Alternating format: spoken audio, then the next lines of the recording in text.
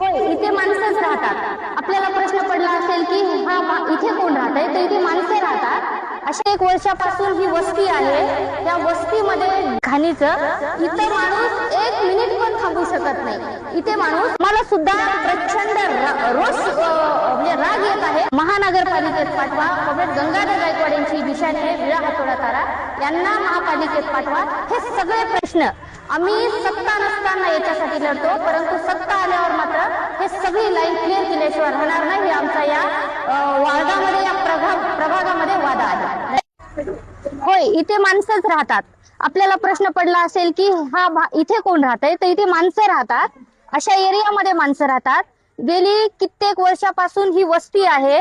या वस्तीमध्ये ड्रेनेजचं नियोजन नसल्यामुळं सर्व ड्रेनेज आम्ही फक्त हा एक भाग दाखवतोय.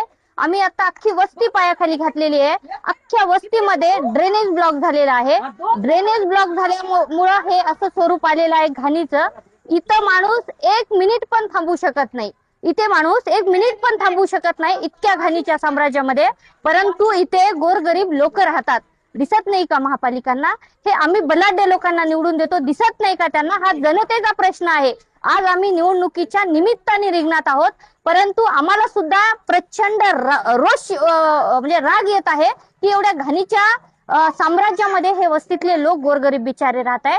म्हणून म्हणतोय की होय, इथे लोक राहतायत, इथे लोक राहतायत. आमच्यासारख्या गोरगरीब पक्षाच्या उमेदवारांना या महानगरपालिकेत पाठवा. कॉम्रेड गंगाधर गायकवाड यांची निशाणी आहे विळा हातोडा तारा, यांना महापालिकेत पाठवा. हे सगळे प्रश्न आम्ही सत्ता नसताना याच्यासाठी लढतो, परंतु सत्ता आल्यावर मात्र हे सगळी लाईन क्लिअर केल्याशिवाय राहणार नाही. हे आमचा या वार्डामध्ये या प्रभागामध्ये वादा आहे. धन्यवाद. कॉम्रेडने अतिशय सुंदर असं सुंदर म्हणता येणार नाही, गच्च्या गोष्टीचं त्यांनी एकदम डिटेलमध्ये सांगलेलं आहे. पण आम्ही जे आहे आमचा जो संघटन आहे ना, महानगरपालिकेमध्ये वेगवेगळ्या कर्मचारी संघटनाचं संघटन आहे.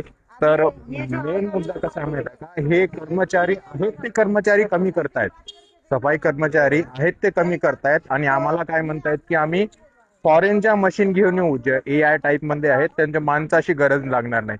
तुम्ही असं का एवढ्या अशा गल्लीच भागामध्ये तुम्ही जाऊन मशिनी घेऊन जाऊन त्यांचं काम करणार आहात का? कुठली नियोजन आहे? काय आमचं नियोजन शून्य, तुमचं नियोजन काय? तुम्ही तर बांधकाम मंत्री होते ना इथे एवढा मोठा रिसेंटली, तर नक्कीच काहीतरी मोठं नियोजन असेल ना. पण त्या गोष्टी होत नाहीत. बघू, लढेंगे.